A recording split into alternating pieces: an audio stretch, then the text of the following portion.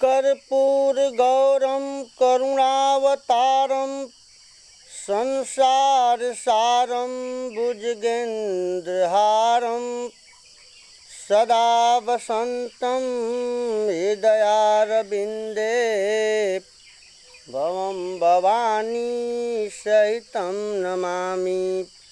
बोलिए सत्यनारायण भगवान की जय। सत्यनारायण व्रत कथा आप सब लोग जानते हैं। ये कथा सुनने से क्या क्या लाभ होते हैं। इस जन्म में आदमी सुख भोगता है और अगले जन्म में भी उसे सुख मिलता है, उसे मोक्ष प्राप्त हो जाता है। ये कथा संस्कृत में अक्सर आप लोग सुने होंगे। अक्सर संस्कृत में कहा जाता है, लिखा भी गया है। मैं उसी का हिंदी रूपांतरण किया हूँ कविता के माध्यम से, जो कि सबको आसानी से समझ आ जाए। तो 5 अध्याय इस व्रत कथा में है, जिसमें से प्रथम अध्याय आज मैं शुरू कर रहा हूँ। मृदु बचन व्यास जी बोले, यह प्रथमोध्याय कथा है। प्रथम अध्याय की कथा है। व्यास जी कहते हैं, मृदु बचन व्यास जी बोले, यह प्रथमोध्याय कथा है। असद हृदय सुफलदायक है। सद हृदय अच्छे हृदय वालों के लिए, सुंदर हृदय से सुनने वालों के लिए, भक्ति भाव से सुनने वालों के लिए यह अच्छी फल देती है। अदूरमति के लिए वृथा है, बेकार है। जो बुरा विचार वाला है, गलत सोच वाला है, उसके लिए यह कथा हानिकारक सिद्ध होगी। मृदु बचन व्यास जी बोले, यह प्रथमोध्याय कथा है। सद हृदय सुफलदायक है, दुर्मति के लिए वृथा है।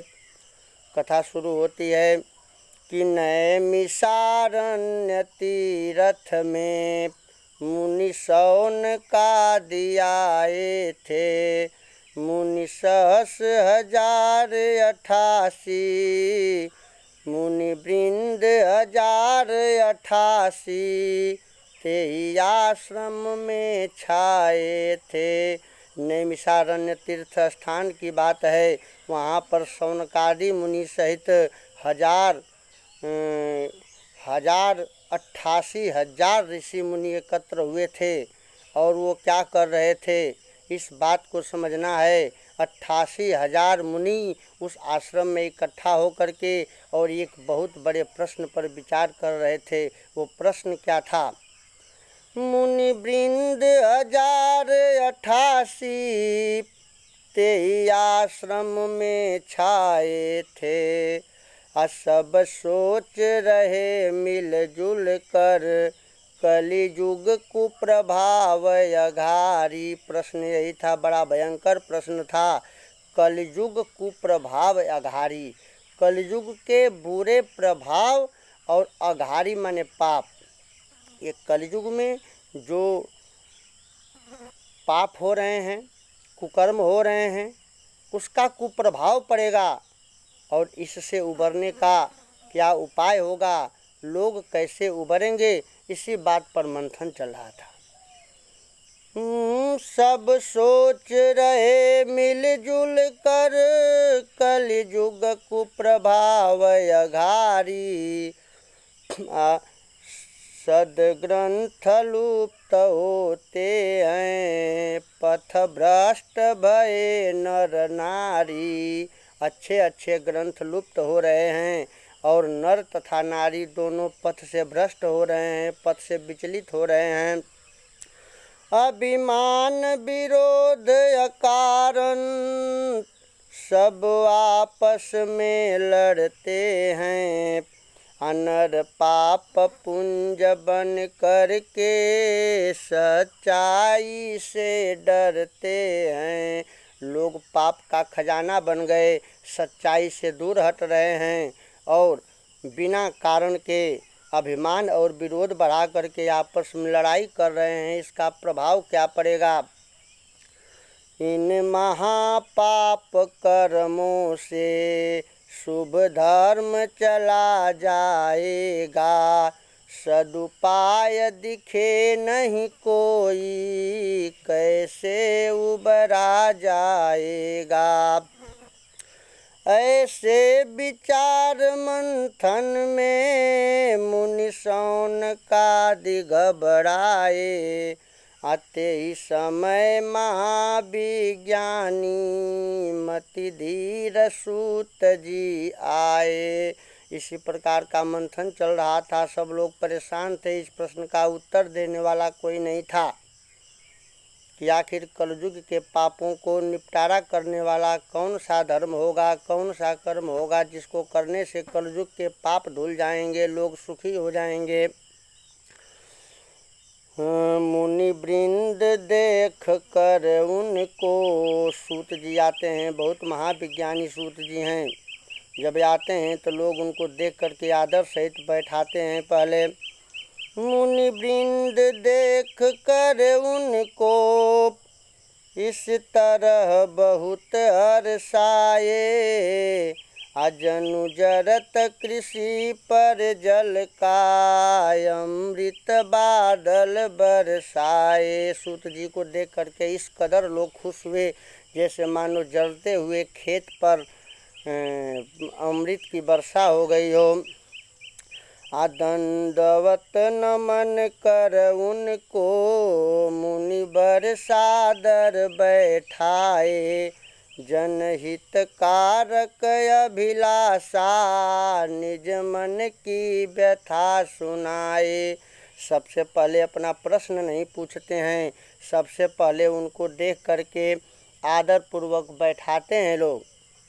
देखिए कहा गया है कि आवत ही हर से नहीं नैनन नहीं स्नेह, अब भूले तान जाइए कंचन बरसे नेह। अगर आते ही आते सम्मान नहीं मिलता है तो वहाँ पर भूल कर भी नहीं जाना चाहिए। इसलिए मुनिवृंद सूत जी को बड़े ही प्रेम से उनको बैठाते हैं। इसके बाद अपने मन की व्यथा, मन का दुख जो चिंतन बना हुआ था उसको सुनाते हैं। ऋषिवर पुराण बेता हैं, मुनि लोग कहते हैं ऋषि से कि ऋषिवर पुराण बेता हैं, कुछ ऐसा पंथ बताएं जिसके अनुपालन से ही भव दुख से उबरा जाए। ऐसा उपाय बताइए कि उसके अनुपालन कर लेने से इस सांसारिक दुखों से मुक्ति मिल जाए। धरती के लोग विकल हैं अपने कृत पाप प्रलय से, सदुपाय यहाँ बतला दें उबरा जाए इस भय से। प्रभु, धरती के लोग अपने ही द्वारा किए गए पाप से विकल हैं, आप ऐसा उपाय बताएं कि इस डर से उबरा जाए। सुनी बचन सूत जी बोले सबसे अमृतमय बातें, जिसके बस सुनने से ही मिट जाती दुख की रातें। यही बात प्रश्न पूछे थे। सूत जी कहते हैं कि इसी प्रकार से एक बार नारद भगवान विष्णु भगवान से यही प्रश्न किए थे। यही भांति प्रश्न पूछे थे नारायण से नारद भी, अब प्रभु सरल पंथ बतलाए सोई बतलाता हूँ मैं भी। कहते हैं कि भगवान ने जो अच्छा रास्ता बताया मैं आप लोगों को वही रास्ता बताता हूँ। जब मर्त्य लोक में जाकर एक बार देव ऋषि देखे, वे जनहित हेतु गए थे, सबके शुभ चिंतक लेखे। धरती के भार हरण करने के हित में, धरती के भार हरण करने को लेकर के नारद भगवान क्षीर सागर पहुँच गए। यह देखते हैं देव ऋषि सब लोभ मद में लिप्त हैं, चहुर कलह भीति छाया, ज्ञान सकल दीप्त हैं। निरुपाय तम चहुओर फैला, पाप की अग्नि जले, सब देख कर भय सोच बस प्रभु पास, तब नारद चले। नारद जी देखते हैं कि धरती पर पाप हो रहा है, लोभ मद में सब लिप्त हैं, कोई उपाय दिखाई नहीं दे रहा है, पाप की आग जल रही है। तब ऐसा देख करके चिंता के वशीभूत होकर के नारद जी विष्णु भगवान के पास जाते हैं। उस समय क्षीर सागर में, जिस समय नारद जी भगवान विष्णु के पास जाते हैं, वहाँ क्या हो रहा था? भगवान विष्णु क्षीर सागर में माता लक्ष्मी के साथ विराजमान थे। उस समय क्षीर सागर में प्रभु सिंधु सुता के साथा, अफन शेष नाग पर राजत, शेष नाग पर विराजमान थे। आते ही समय गए मुनिनाथा, कर शंख चक्र शोभित था, प्रभु धाम अतीव सुहावन, जिस दर्शन से होता है अति सोच भरा मन पावन। प्रभु के दर्शन से चिंता से भरा हुआ मन पवित्र हो जाता है। इस प्रकार का वहाँ पर धाम बना था। अब प्रभु देखी विकल नारद को, सम्मान सहित बैठाए, फिर बोले हे मुनि नायक, आगमन हेतु बतलाएं। नारद जी से भगवान विष्णु कहते हैं कि आने का कारण बताइए। मुखमंडल सोच बसाए, मुखमंडल सोच समाए, व्याकुल है हृदय हमारा, आय विलम्ब मुनीश बताए, कैसे आगमन तुम्हारा है। नारद जी बिना विलम्ब किए जल्दी बताइए आपका आगमन किस प्रकार हुआ। सुनि बचन देव ऋषि बोले, सुन लीजय सोच विमोचन, अनित पद्म गदा कर धारक, दीनन के संकट मोचन। मैं मर्त्य लोक में जाकर देखा जन पाप प्रलय को, कटु क्लेश युक्त नर नारी, देखा उनके भय को। हे कमल नयन धरती से, जनकृत दुख भार हटा लें, अहो क्लेश मुक्त नर नारी, ऐसा उपाय बतला दें। व्रत कौन जिसे करने से जनमानस सुख पाता है, अव्रत कौन जिसे करने से सन्मानस सुख पाता है, जिसके महिमा के मन का सब पाप विनश जाता है। आप वह रास्ता बताइए, वह व्रत बताइए जिसको करने से जन का मन पवित्र हो जाए। तो सुनी मुनि मुख हित प्रद बातें, तब कृपा सिंधु मुस्काए, अपरहित बसता जिसके मन, वह मानस धन्य काए।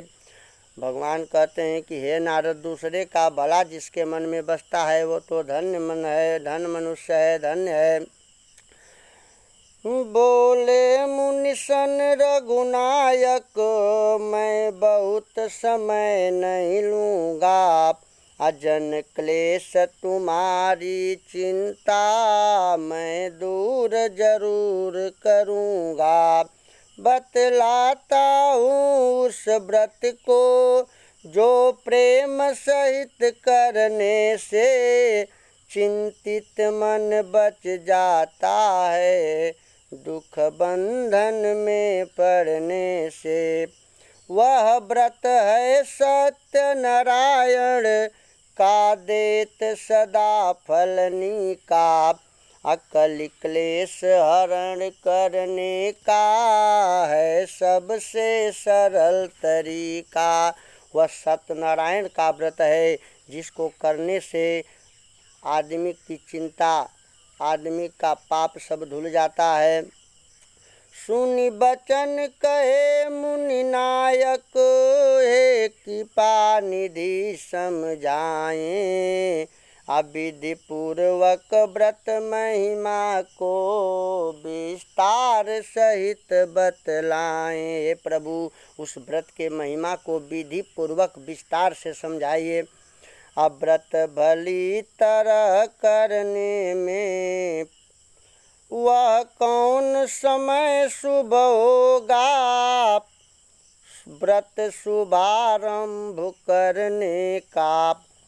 अब व्रत भली तरह करने में व्रतधारी कर्म करे क्या। आप मुझे बताइए कि उस व्रत को शुरू करने का अच्छा समय कब होगा, किस समय पर व्रत करने से अच्छा लाभ होगा। भगवान लखे नारद को व्रत विधि महु अति अनुरागे, अव्रत सत्य नारायण विधि का विस्तार करन यश लागे। सत्यनारायण विधि का विस्तार भगवान नारद जी के सामने करते हैं। किस प्रकार से वह व्रत किया जाता है, नारद जी ध्यान से सुने। भगवान ने कहा कि कहा जे दिन श्रद्धा भक्ति दृढ़ाई, सोई दिन उचित सुनऊ मुनिराई। हे मुनिवर, जिस दिन मन में श्रद्धा भक्ति जग जाए, प्रभु के पूजा करने का वही शुभ दिन है। इसका कोई शुभ दिन नहीं होता।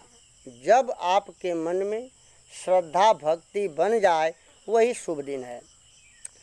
सुन मुनि भक्ति भाव अपना के, अबहु विधि कदली खम्बु लगा के, व्रतधारी शुभ भाव जगावे, प्रभु कर मंडप दिव्य बनावे। जो व्रत धारण किया है शुभ भाव पैदा करके भगवान का सुंदर मंडप बनवावे। आम्र पत्र कर तोरण बांधे, जो दरवाजे पर बांधा जाता है आम के पत्ते का तोरण। आम्र पत्र कर तोरण बांधे, बहुविधि नारायण अवराधे। 5 कलश जल से भरवावे, अता पर पालव 5 चढ़ावे। सर्वौषधि, हर प्रकार की औषधि, अदुब कुश पुंगी फल, पंचरत्न सुबरन अति निर्मल। कलश माहि छोड़े धरि ध्याना, सुमिरत कृपा सिंधु भगवाना। कृपा सिंधु भगवान का स्मरण करके कलश में सर्वौषधि, दूब, कुश, पुंगी फल, पंचरत्न, सोना छोड़े। ध्वज पताक साजहि विधि नाना, ध्वजा झंडी अनेक प्रकार से सजावे। सुमिरत कृपा सिंधु भगवाना। अब ध्वज पताक साजहि विधि नाना, सुमिरत कृपा सिंधु भगवाना। संध्या समय नियम मन लाई, जो करि लई उचित फल भाई। संध्या समय का नियम जो करेगा उसको और अच्छा फल मिलेगा।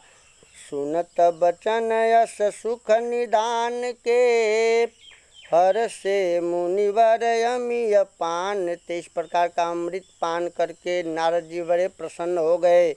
अपुनि प्रभु सन मुनि कह धरि ध्याना, अकहु प्रभु संध्या नियम विधाना। फिर नारद जी भगवान जी से कहते हैं कि हे प्रभु, संध्या का नियम भी बता दीजिए।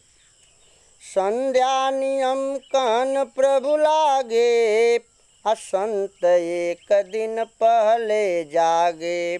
संध्या का नियम भगवान बताते हैं कि संत को, व्रतधारी को एक दिन पहले जगना पड़ेगा। ये नहीं कि कथा जिस दिन कराना है उसी दिन तैयार होकर के 1 घंटा में काम खत्म नहीं। संध्या समय संध्या नियम कहन प्रभु लागे, असंत एक दिन पहले जागे। सायं काल बैठियासन पर, सायं काल बैठियासन पर, पूजई गौरी गणेश नवग्रह। सायं काल आसन पर बैठ करके गौरी गणेश और नवग्रह का पूजन कराए। हरि सुबरन मैं प्रतिमा लाकर, भगवान की प्रतिमा रखे। अब पंचामृत स्नान कराकर, पंचामृत में भगवान के प्रतिमा को स्नान कराए। अब वस्त्रादिक भरि भाव चढ़ावे, चंदन तुलसी पुष्प मंगावे। वस्त्र आदि भाव भर के चढ़ावे, चंदन तुलसी पुष्प मंगा करके भगवान को चढ़ाए। धूप दीप नैवेद्य फल, तांबुल जगोपवीत। विधि पूर्वक पूजन करे, भाव भक्ति जस भीत। कहते हैं भगवान कि धूप दीप नैवेद्य फल, तांबुल जगोपवीत मन जनेऊ, विधि पूर्वक भगवान का पूजन करे, भाव भर करके भगवान का कीर्तन करे। करि पूजन भगवंत पद, और पूजा करके सबसे इम्पॉर्टेंट बात भगवान ने बताया कि प्रसाद जरूर बनाए, प्रसाद वितरण करें। करि पूजन भगवंत पद, कछुक प्रसाद बनाई। जन समूह बिच बाँटि कर, सुनई कथा मन लाई। लोगों के बीच में प्रसाद बांट करके बैठ करके और मेरी कथा का श्रवण करे। त सुनी कथा अति शुभ भाव से, बाँटई प्रसाद जने जने। असुख पावई धन पाप काटई, सुजस बरनत नहीं बने। यह सरल पंथ महान है, कलिकाल हेतु विशेष है। जिससे न रह जाता किसी का शेष, कठिन कलेश है। यह सरल रास्ता सबसे महान है, इसको करने से किसी का दुख शेष नहीं रह जाता। जो कथा सुनई विचारते, जाता प्रसाद लिए बिना। अते ही समय अधम बिनु पंथ गामी, नीरस ओई और ना। उसके समान अधर्मी कोई नहीं है। बिना प्रसाद लिए, कथा श्रवण करके बिना प्रसाद लिए नहीं जाना चाहिए। व्रत मातम्य प्रभाव यही विधिनाथ नारद से कहे। ते ही समय राम दहिन देवर्षि, भाव से पुलकित रहे। इस प्रकार से कथा का विधि विधान नारद जी से भगवान विष्णु जी बताते हैं। ऐसा सुन करके नारद जी बड़े प्रसन्नचित हुए बड़े प्रसन्नचित होकर के बीणा बजाते हुए चले गए। यह कथा का प्रथम अध्याय है। बोलिए सत्यनारायण भगवान की जय।